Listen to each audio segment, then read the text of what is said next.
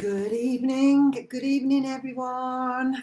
On all my fitness channels, I'm going in and doing a bit of multiple live streaming, so this is exciting.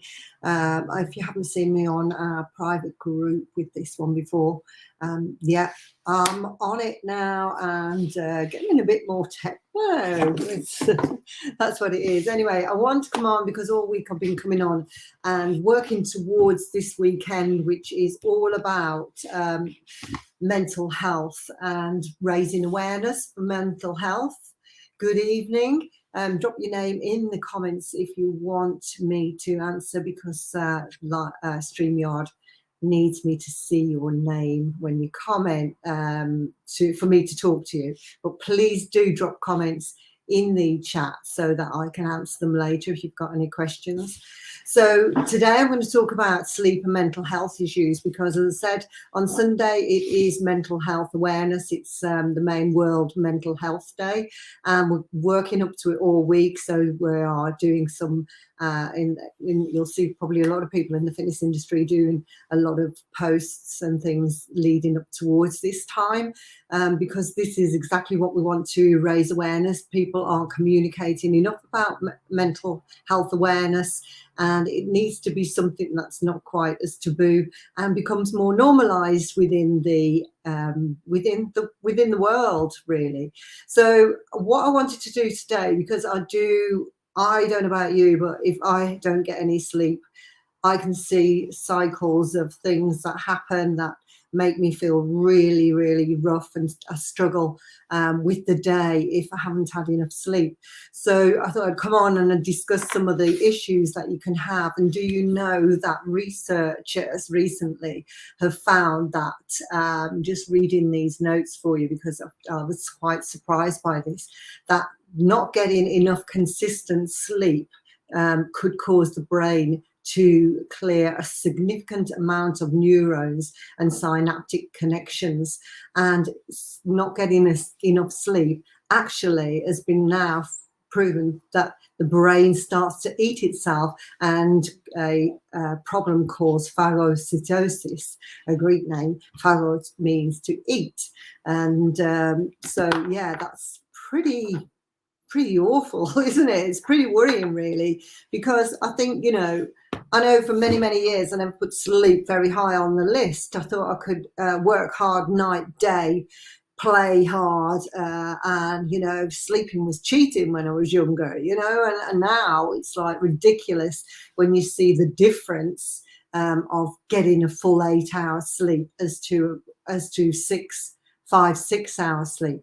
Okay, not everybody is the same, but most of us do need a lot. We do need those 8 hours, and I think, if you're not getting them, just try and give yourself a program to get into that habit to do that, because you will absolutely feel things change so much for you when you do. So we're looking at sleep and mental health, and let's have a look at just the main causes sometimes that really prevent us from sleeping.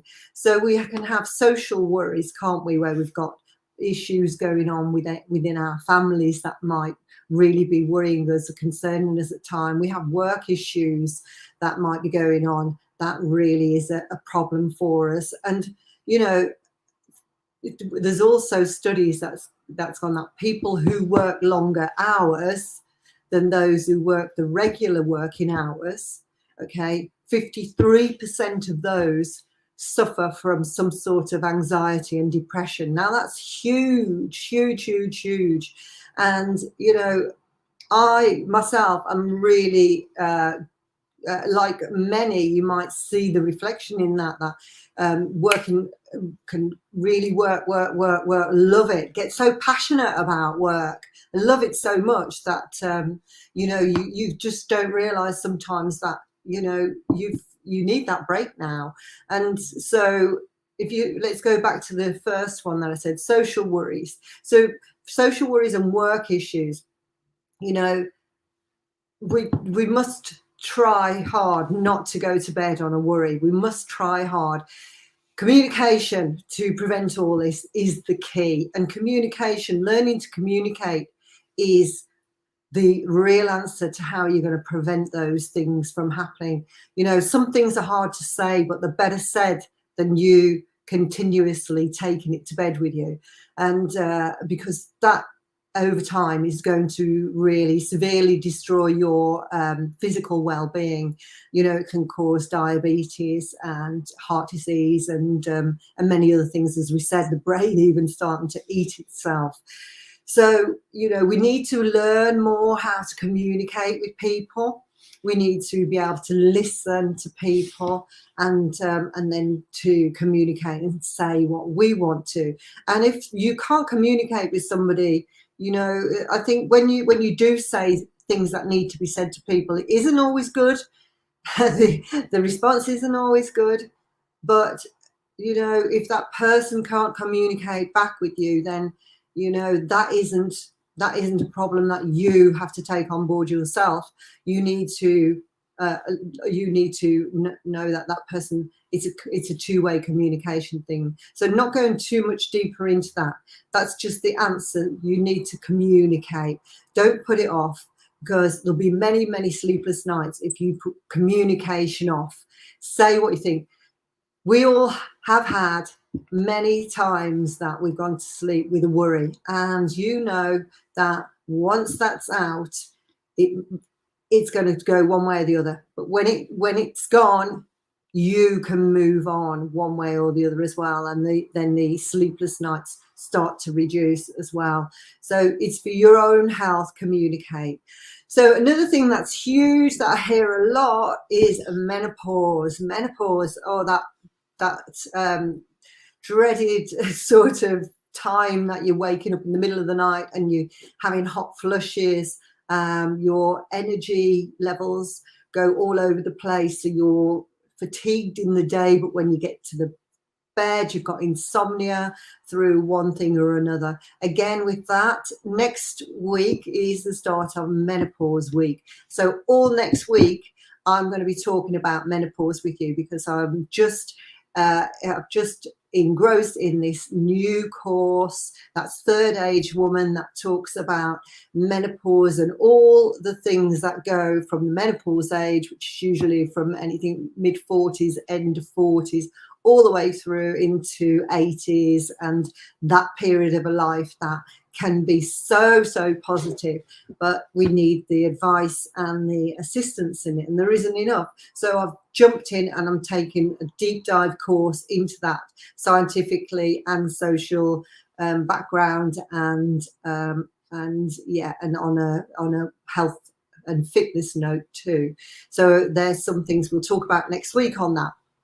So menopause, yeah, create a journal as well, maybe, of more aware of the nights that you are having problems of sleeping. So create that journal, write down what your day's been like, write down what it is that might be on your mind, so you can clear as to whether it's a mind issue going on that's worrying, or whether it is a physical chemical problem that's going on, that might be from thyroids or from hormones. And then you can when you do approach your doctor, if you are going there, to ask for some help on that. And I advise that if you are having anxiety, worries, and you're not sleeping, and you've tried many things and you can't clear it, to go and see your doctor on that.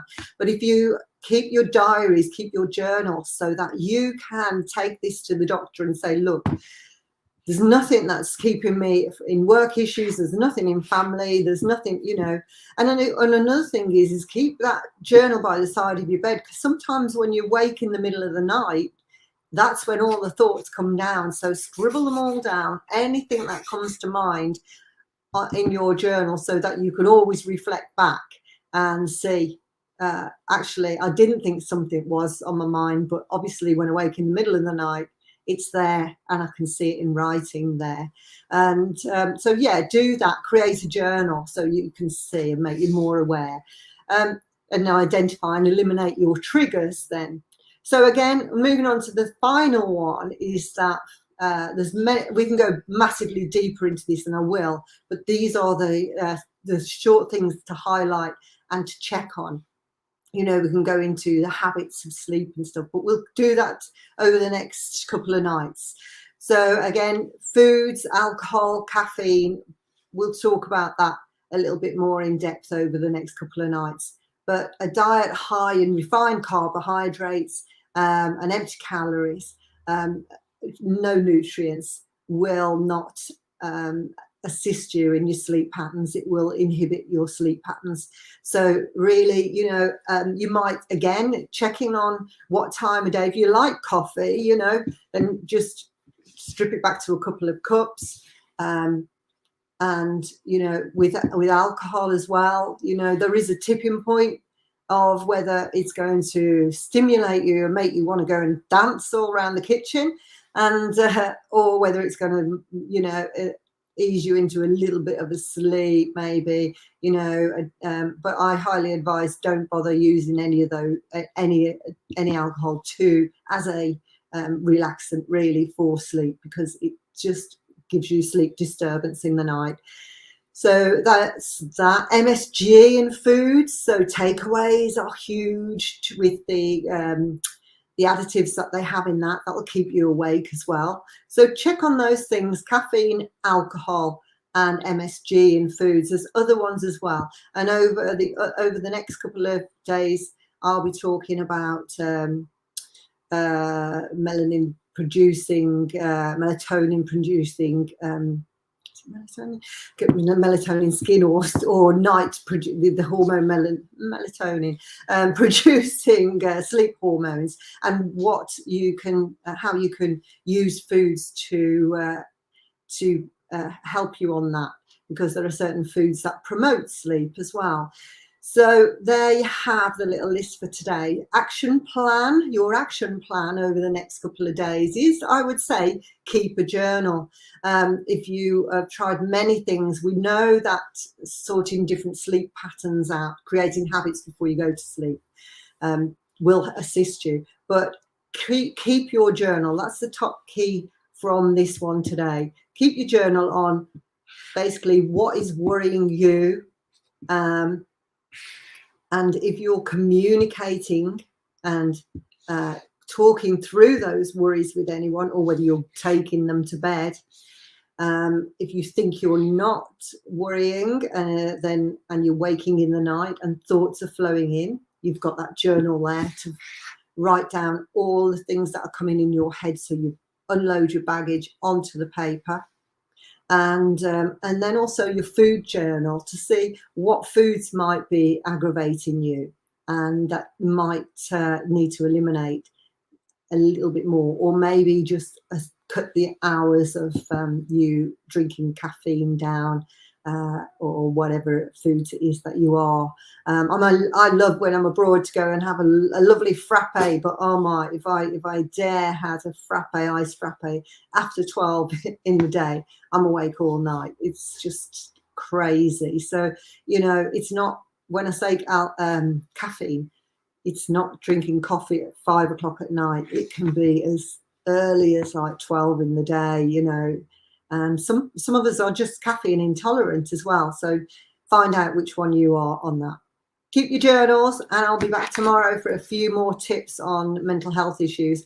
If you are wanting some more strategies, I'm going to be doing a live face-to-face class in Lichfield on Saturday morning, a yoga one at my studio at Sunnycott Retreat, and on this Sunday evening, actual World Mental Health Day, I'm going to do a live Facebook yoga as well. That will be a paid event as well, so if you want to join that, go on my page and have a look for the link, and I will see you soon. Have a great evening. Get to bed. No screens as well. Big tip, no screens at least 2 hours before you go to bed. So I'm going now because it's bedtime for me. Have a great night.